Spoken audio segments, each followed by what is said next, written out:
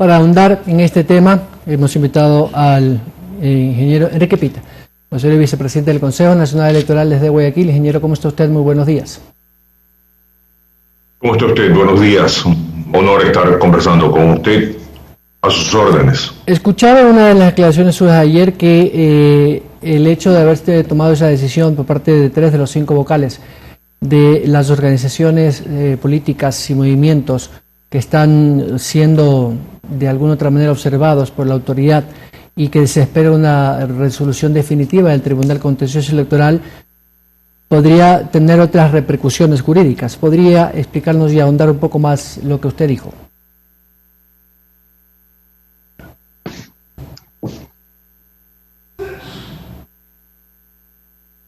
¿Me escuchó? No, perdóneme. Ya, ahora sí, ¿me escucha? Sí, lo escucho, fuerte y claro. Gracias, ahora sí. Le decía que usted hizo una observación ayer a propósito de esta decisión pendiente sobre las organizaciones políticas que todavía están siendo observadas, o digámoslo así, que se espera una resolución final del Tribunal Contencioso Electoral. Y usted había dicho que es mejor esperar porque lo que pueda resolverse posterior a esto podría marcar o no la participación o la acción jurídica de estas organizaciones. Incluso algunos abogados han dicho que no es legal que se les quiera borrar de alguna manera del registro electoral. ¿Puede ampliarnos su concepto, por favor? Sí, correcto. Las decisiones de última instancia en cuanto a aspectos legales, enjuiciamientos o decisiones sobre estos temas las tiene el Tribunal Contencioso Electoral.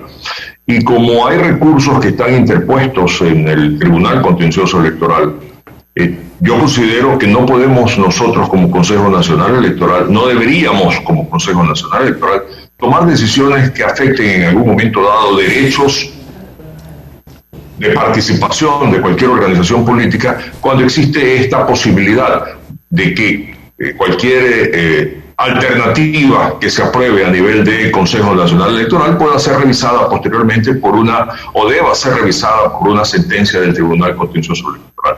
Por eso es que yo he manifestado el hecho de que no me parecía correcto que tomemos decisiones que tengan que ver con la vida jurídica de estas organizaciones políticas cuando existen estas circunstancias que todavía están presentes en el momento.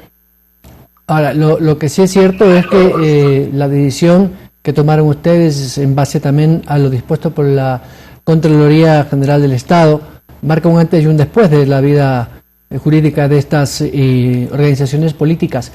Pero, ¿qué pasa si hasta el 23 o a finales de mes ya se tiene que inscribir oficialmente a las candidaturas y todavía estamos en este interín jurídico por parte del contencioso electoral? ¿Qué escenarios creen ustedes que se puede prever? Bueno, al momento, con la última sentencia del Tribunal Contencioso Electoral, estas organizaciones políticas tienen vida legal activa. Por lo tanto, pueden seguir realizando sus actividades como corresponde en un calendario de carácter electoral. Y si llega un momento en el que pueden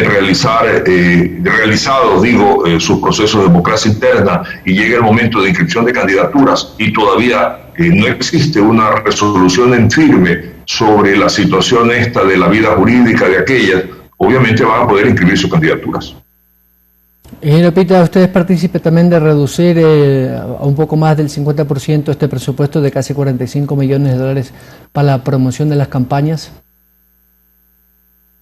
Es evidente que las circunstancias por las que pasa el país debería obligarnos a todas las funciones del Estado a hacer sacrificios, y mucho más en este caso específico, cuando ese monto que está anunciado de cerca de $43 millones golpea la sensibilidad de los ecuatorianos, porque pasa a financiar campañas electorales, y eso obviamente de alguna manera al ecuatoriano común le representa una situación de agravio, dada, pues insisto en aquello, la economía nacional y obviamente de cada una de las familias.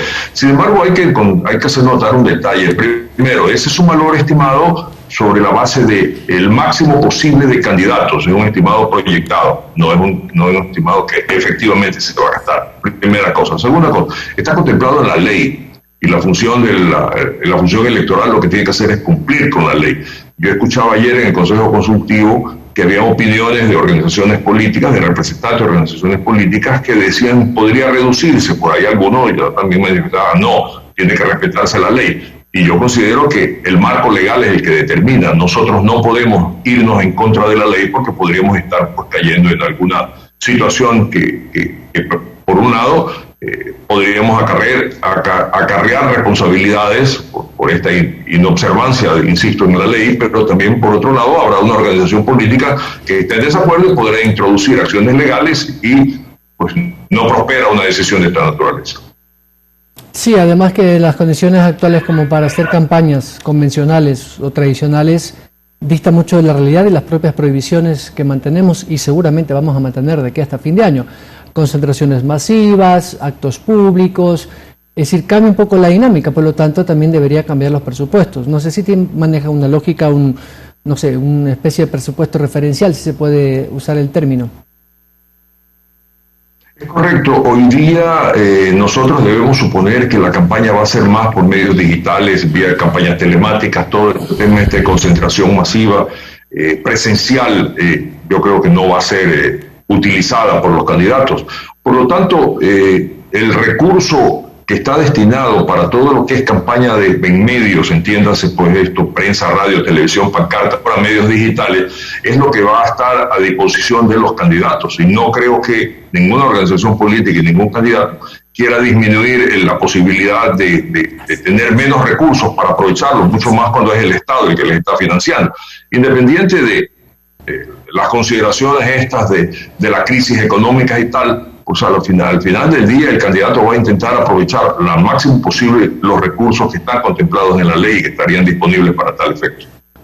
Ingeniero Pita, hay unos valores pendientes, si no me equivoco y usted me corrige, de las pautas con medios de comunicación del último proceso electoral. ¿A cuánto asciende eso y si efectivamente tienen presupuesto y qué va a pasar con el fondo de campaña de promoción para este nuevo proceso? Bueno, es un valor significativo que lamentablemente no está bajo el control del Consejo Nacional Electoral. Este es un valor que fue comprometido por el Consejo Nacional Electoral. Sin embargo, de alguna manera, el que tiene que aportar con estos recursos es el Estado ecuatoriano. No está dentro de los recursos que maneja el Consejo Nacional Electoral, el CNE. Se ha hecho... entiendo y que conozco, y ayer la presidenta dio una información que no la conocía, debo reconocer aquello, no se nos había participado, pero una buena información respecto a cómo se han ido dando las cancelaciones sobre la base de las asignaciones que hace el Estado. No representa es una responsabilidad de la institución porque la asumió, definitivamente que sí, pero no debió haberla asumido en su momento, sino acostado en su presupuesto con las partidas pertinentes. Pero es historia, es obligación del Consejo Nacional Electoral enfrentar esta responsabilidad, pero sobre la base de los desembolsos que el Estado ecuatoriano tiene que hacer para cumplir con lo que está en la ley. Esto está, de alguna manera, afectando a los medios, va a afectar a los medios para efecto de la próxima campaña electoral, porque habrá algunos que dicen, ya me deben, yo ya no puedo seguir fiando, por lo tanto no voy a prestarme para hacer campaña política, pero bueno, ya son decisiones personales que tendrán que asumir pues los directivos de los diferentes medios. Pero sí, hay un valor significativo, pero corresponde al Estado ecuatoriano asignar esos recursos para cancelarlos. Finalmente, consejero, la situación es extremadamente crítica para todo el sector público, igual que para las instituciones no adscritas al gobierno central, en este caso el Consejo Electoral. No va a haber presupuesto en las mismas condiciones que se había previsto. ¿Qué posibilidades ven ustedes de tener un presupuesto alternativo como para que el gobierno central, más allá de que es obligación constitucional, pueda dar fondos de lo poquísimo o nada que tiene? Bueno, hasta el momento como consejero del CNE, yo todavía no conozco ni siquiera el proyecto de presupuesto, no lo hemos aprobado. No conozco respecto a conversaciones que pudiese estar teniendo la autoridad máxima, entiéndose la Presidente, con las autoridades del Ministerio de Finanzas, con el Gobierno Nacional.